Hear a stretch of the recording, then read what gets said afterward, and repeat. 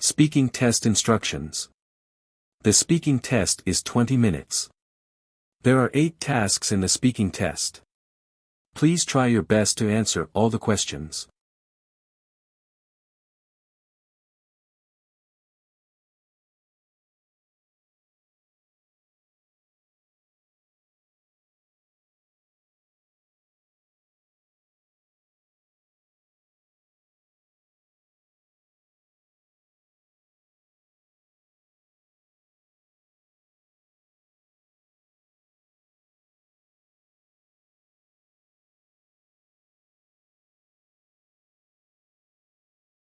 Start speaking now.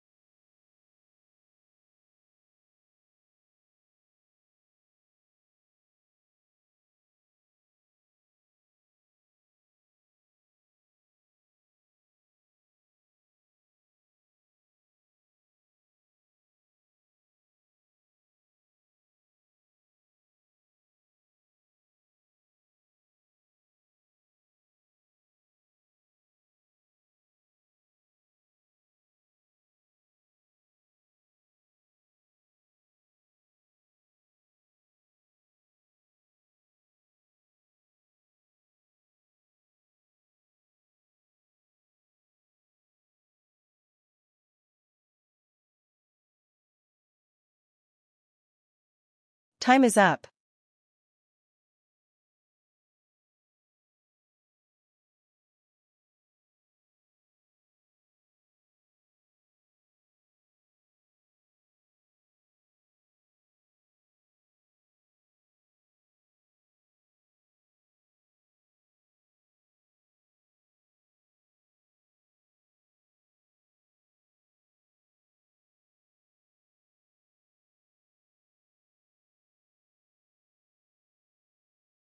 Start speaking now.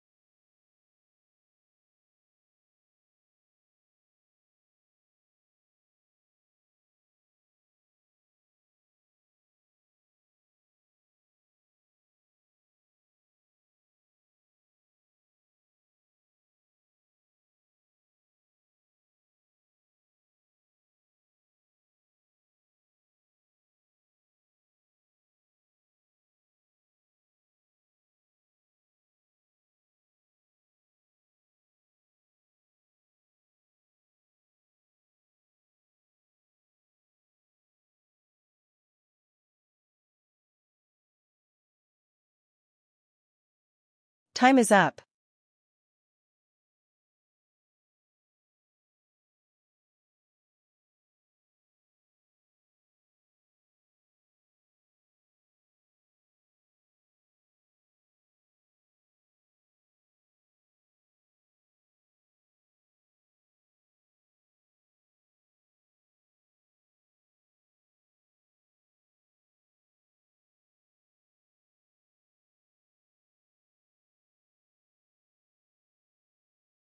Start speaking now.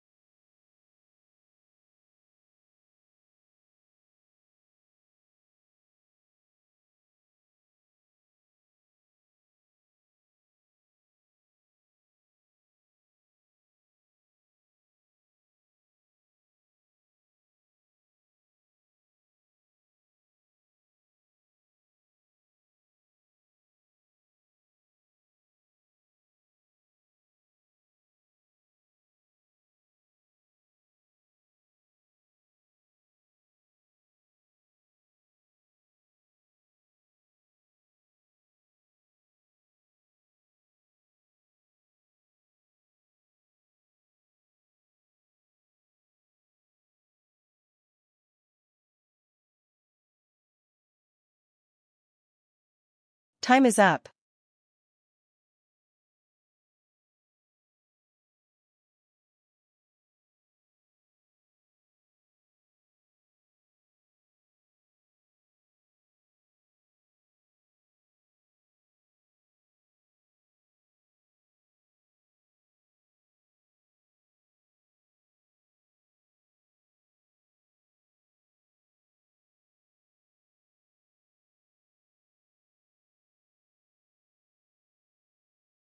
Start speaking now.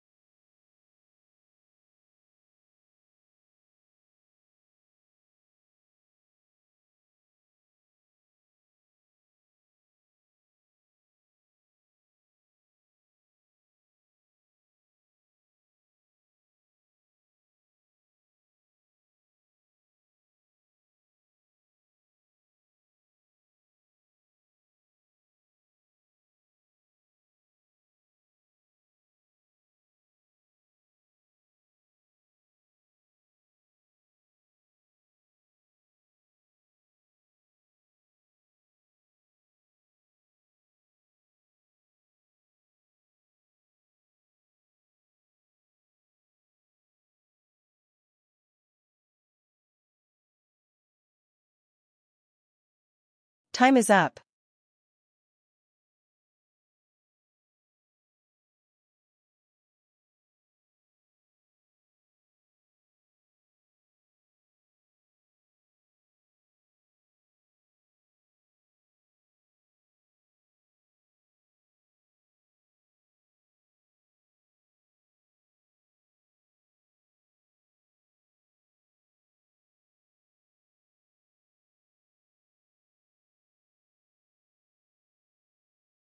Start speaking now.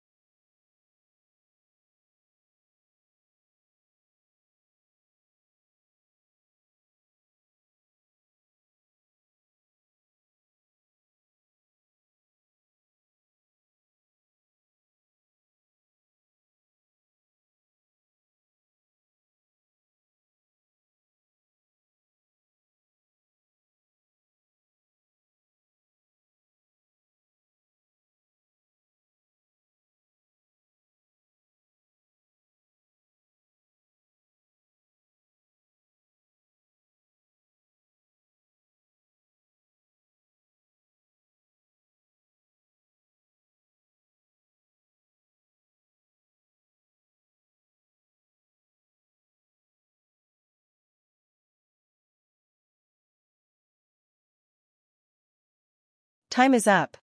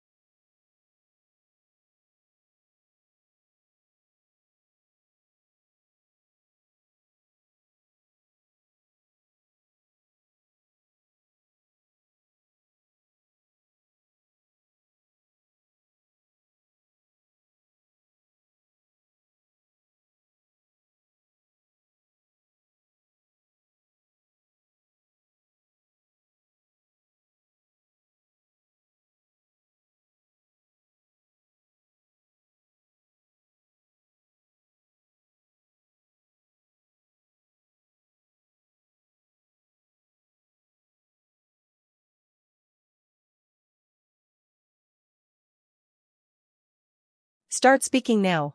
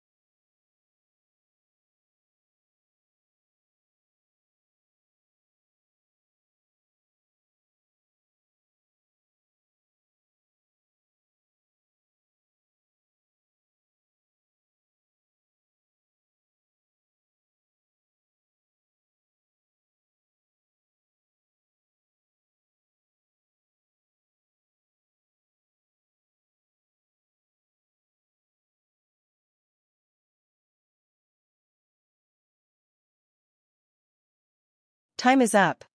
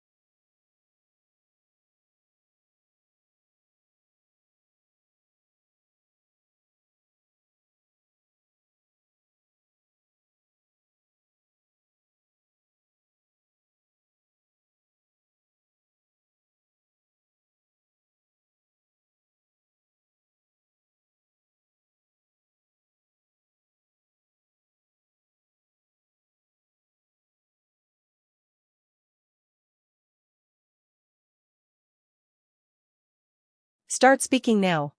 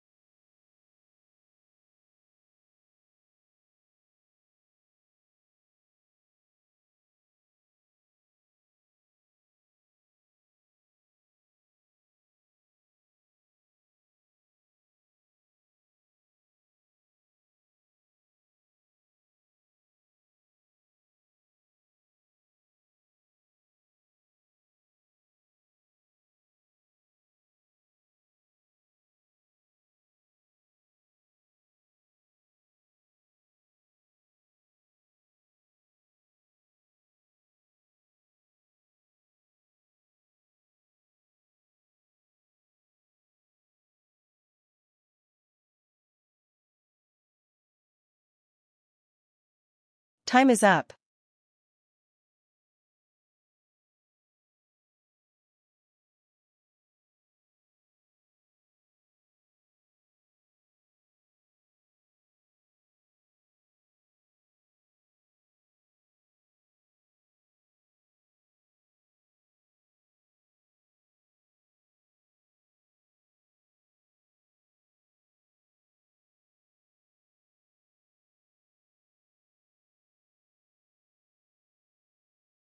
Start speaking now.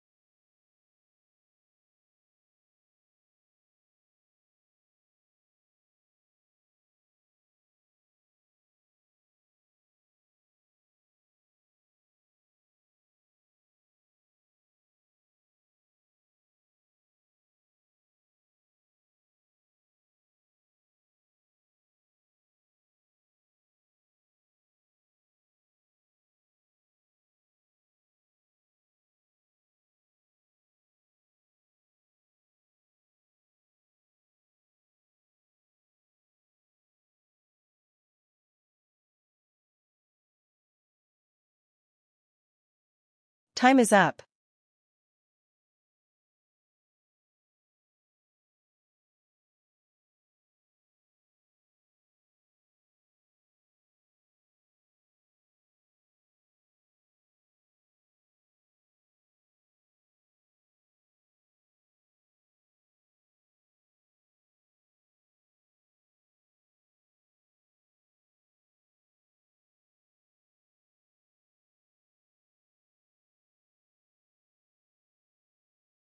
Start speaking now.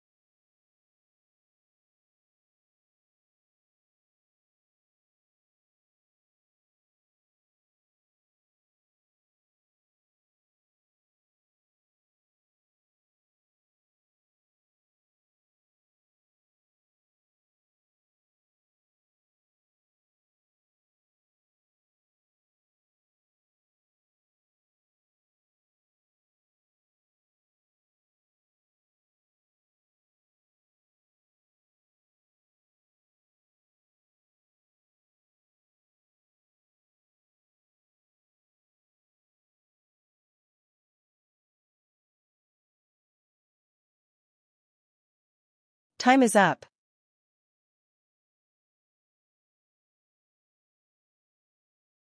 Hey Maya, okay, I'm really glad you asked because I actually have some thoughts on this. So first off, given that you've got about 5 hours a week and a budget of around $200, I'd say the sweet spot for you is a project management or workplace communication course. Something practical that translates directly to whatever role you're in now or want to grow into. Here's why I figure that works. Most reputable platforms, like Coursera, LinkedIn Learning, or even Google's free certificate programs, offer exactly that kind of content, and you can move at your own pace. 5 hours a week is honestly plenty. You're not trying to cram a degree. You're picking up a skill set that you can start applying right away. That's the kind of thing that catches a manager's eye. On the budget side, $200 is solid. A lot of the best courses land between $50 and $150 for lifetime access. So you'd actually have room to do 2 shorter ones if you wanted. Maybe a writing for the workplace course stacked with something on data basics or team leadership. That combo is a real plus on a resume. What I'd steer you away from is anything too niche or highly technical unless it directly lines up with where you want to go. Things like advanced coding boot camps or specialized industry certifications can be worthwhile, but they usually demand way more than 5 hours a week and can feel pretty overwhelming if the content isn't your background. One more thing. Check whether your employer has any professional development funding. A lot of companies will cover or partially reimburse courses, so you might stretch that $200 even further. At the end of the day, pick something you're genuinely curious about. You'll stick with it, you'll finish it, and you'll actually remember what you learned. That matters way more than choosing the most impressive sounding title. Hope that helps. And let me know what you end up going with. I'd love to hear how it goes. So this actually takes me back to about 2 years ago when I moved to a new city for work and had to figure out the whole apartment setup completely by myself. I'd never signed a lease on my own before. I'd always had roommates or family nearby to walk me through things. But this time, I was starting a new job in a city where I knew basically no one. And I had exactly 2 weeks to find a place, sign the paperwork, and get settled before my first day. To be honest, I was pretty overwhelmed at first. I didn't know what to look for in a rental agreement, which neighborhoods were actually safe and convenient, or even what the going rate for a 1-bedroom was in that area. So I just started digging. I spent my evenings reading tenant rights guides online, watching walkthroughs on YouTube, cross-referencing transit maps with apartment listings, and taking a ton of notes. What really helped me was making a simple checklist of everything a lease should include and every question I needed to ask a landlord. When I finally toured a few places, I felt way more confident because I actually knew what I was looking for. I ended up finding a solid little apartment in a quiet neighborhood about a 10-minute walk from my office, signed the lease on my own, and moved in with 2 days to spare before my start date. Honestly, once it was all wrapped up, I felt genuinely proud of myself. It was one of those moments where I realized I was more capable than I'd given myself credit for. Pulling it off on my own made it feel like a real fresh start. This picture shows a busy community recreation center. Probably sometime during the day. You can see a lot of people coming in and out, so it feels lively and active. In the center, there's a staff member talking to an older man, maybe giving directions or explaining the schedule. Behind them, there's a front desk with lockers and another employee helping visitors. On the left side, 2 teenagers are sitting on a bench. One girl is tying her shoelaces, getting ready for some activity, while the boy next to her is checking his phone. There's also a vending machine nearby. On the right side, a little girl looks excited and is pointing at something while walking with an adult. Maybe her father. In the background, people are heading toward the pool and aquatic center, possibly for swimming or a class. Overall, the scene feels friendly and welcoming, with people of different ages enjoying the facilities and staying active. In this picture, I think a lot of activities are about to happen. The girl who is tying her shoes will probably head to a sports class or maybe the gym. The boy sitting next to her might join her soon after he finishes checking his phone. The staff member in the center will likely continue helping visitors, maybe guiding the older man to a specific room or activity. Since there's a weekly schedule board, more people might come and ask questions. On the right side, the little girl seems very excited, so she and the adult with her will probably go to the pool area for swimming. In the background, more people are already heading toward the aquatic center, so it might get crowded soon. Overall, this place will likely become even busier, with more families and individuals arriving to participate in different activities.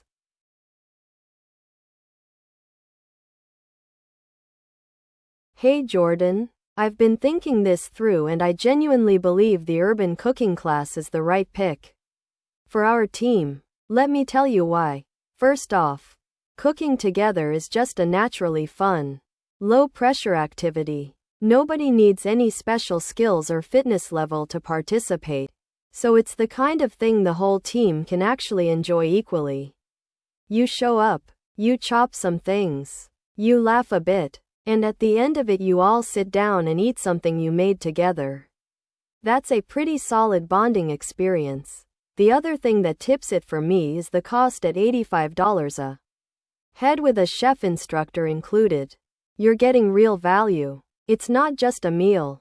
It's a guided experience. There's structure to it, which I think actually helps people relax and engage more than a totally open-ended event. Now, I know you're keen on the camping trip, and I get the appeal. A big outdoor adventure sounds exciting. But think about who on our team is realistically going to commit to a full weekend away. Giving up personal time, dealing with whatever the weather throws at us, and spending more out of pocket. Turnout is going to be a problem.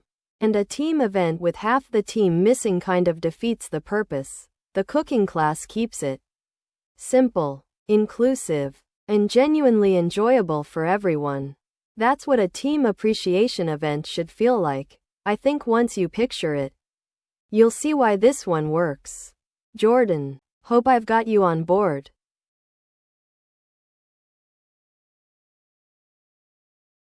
Hey Jordan, I hear you on the camping idea.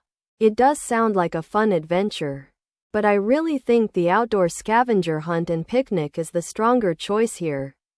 And I'd love to bring you around on this one. What I like most about it is the combination. You get the outdoor fresh air energy that makes these events feel different from a regular workday. But you also get structure and a clear finish line. The scavenger hunt gives people something to focus on together. And then the catered picnic at the end is a chance to just decompress and chat. That flow from active to relaxed works really well for mixed groups. It's also genuinely accessible. Nobody needs special gear. Nobody needs to be particularly fit. And nobody is being asked to give up a personal weekend. That last point is a big deal to me. A voluntary overnight commitment is a tough ask. And I think we'd end up with a much smaller group than we're hoping for. On the budget side, $60 a head including catering is the most reasonable option on the table. That's real value, and the committee will appreciate keeping costs down without sacrificing the experience. The camping trip has its charm, but between the weather risk, the accessibility issues, and the weekend ask, there are just too many variables that could go sideways. This scavenger hunt gives us the energy and the fun without any of that friction. I really think the team is going to love it. Jordan, give it a shot. Hey Priya, thanks for picking up. I need to run something by you and I really apologize for the short notice. So here's the situation. The food bank's main refrigeration unit broke down last night, And the repair technician can only come this Saturday between 9 and 1. Someone has to be on site the whole time. And right now that's falling on me. Which means I can't run the training session as planned from 10 to noon. I feel terrible about this because I know everyone's been counting on it. And you've all blocked off the time. The training matters. And I don't want to just quietly push it aside. I want to reschedule it properly. And soon. Could we figure out a new date together? I'm thinking maybe 2 Saturdays from now. Or if the group prefers a weekday, I could do an early evening session the following Wednesday. I'm flexible and I'll make it work around whatever suits the team best. I'll also send everyone a message today explaining what happened so no one shows up Saturday not knowing. And I want to make sure the session itself is still worth the rescheduled trip. I'm planning to add a short Q&A segment at the end so people can flag anything they've been unsure about. Again, I'm really sorry for throwing this at you with so little notice. I know it's a hassle, but I'd rather reschedule it right than rush through it while I'm stressed about the fridge situation. Can we find 10 minutes this week to sort out the new date? Hi David, thanks for getting back to me. I wanted to flag something before the weekend because I'm in a bit of a bind and I need your help figuring it out. So as you know, I've had the volunteer training session booked for this Saturday from 10 to noon. 6 people are coming in. And it's their quarterly session. So it's pretty important. The thing is, I just found out that the repair technician for the refrigeration unit can only come Saturday between 9 and 1. And somebody needs to be there the whole time. I can't be in 2 places at once. And I don't want to cancel on either group if I can avoid it. So I wanted to ask, is there any chance you or another staff member, or maybe someone from the board, could cover the repair appointment? All it really involves is letting the technician in, being on site while they work, and signing off on the job when it's done. It should be pretty straightforward. If that's possible, I could run the training as planned and the volunteers wouldn't have any disruption to their schedule. That feels like the cleaner solution to me. That said, if there's absolutely no one available, I'm willing to reschedule the training. I just wanted to exhaust the other option first because rescheduling means letting 6 people know on short notice, and I'd rather not do that unless we have to. Let me know what you think. I'm free to chat today or tomorrow if it's easier to talk it through. And thanks in advance for looking into it, David. I really appreciate it. Personally, I do think Canadian cities should be investing more in cycling infrastructure, even when that means giving up some car lanes. And here's my thinking on that. The way I see it, the main argument really comes down to how we want our streets to function in the long run. Right now, the majority of urban road space is designed almost entirely around cars. Even in dense city cores where a huge chunk of residents don't own one or choose not to drive, protected bike lanes and bike share programs give those people a real, safe option for getting around. And when cycling is actually safe, not just technically legal, but physically protected from traffic, you see ridership go up significantly.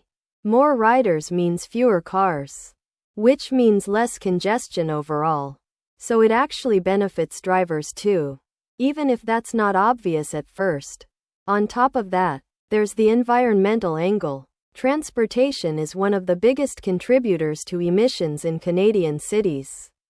And shifting even a modest percentage of short trips from cars to bikes makes a measurable difference. For a country that has committed to hitting ambitious climate targets, investing in cycling infrastructure is a practical, cost-effective lever, one that cities like Amsterdam and Copenhagen have already proven works at scale. Now, I get why some people push back. Business owners worry about losing parking. Commuters who rely on their cars feel like they're being squeezed. And honestly, those concerns deserve real attention in the design process. But removing one parking lane or narrowing a road by a meter or two is a pretty small trade-off. When you're talking about building a healthier, more accessible city for the long haul. The data from cities that have made this shift consistently shows that local business improves near cycling infrastructure and that commute times stabilize. That's not nothing. So yeah, at the end of the day, I think the investment is worthwhile. And cities that get ahead of it now will be better positioned for the next 20 years of urban growth. Hey Aisha, it's me. Okay, you are not going to believe what I'm looking at right now at the vintage market. I genuinely had to stop and stare for a second because I wasn't sure if it was real. So someone has taken a full-sized clawfoot bathtub, cherry red on the outside, classic style, and turned it into a sofa. Like an actual sit-on-it sofa.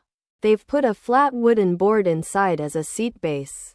Topped it with this thick foam cushion covered in cow print fabric. Black and white. Very bold. And there are 2 bolster pillows in the same print propped up at each end as armrests. It's a lot, but somehow it works? The 4 original claw feet are still on the bottom. Except they've been painted gold. Which honestly ties the whole thing together. And there's a little handwritten sign taped to the side that says, I'm reading this directly. Functional. Tested. $150 OBO. Which is hilarious and also kind of reassuring. Now, I know your living room has that whole eclectic, maximalist thing going on, and I genuinely think this could be the centerpiece you didn't know you needed. It's weird. It's one of a kind. And nobody else is going to have one. The seller looks open to negotiating on the price. So there's a real chance we could get it down a bit. But I can only hold my spot here for maybe another 10 minutes before someone else grabs it. Call me back as soon as you get this. Yes or no? I need to know.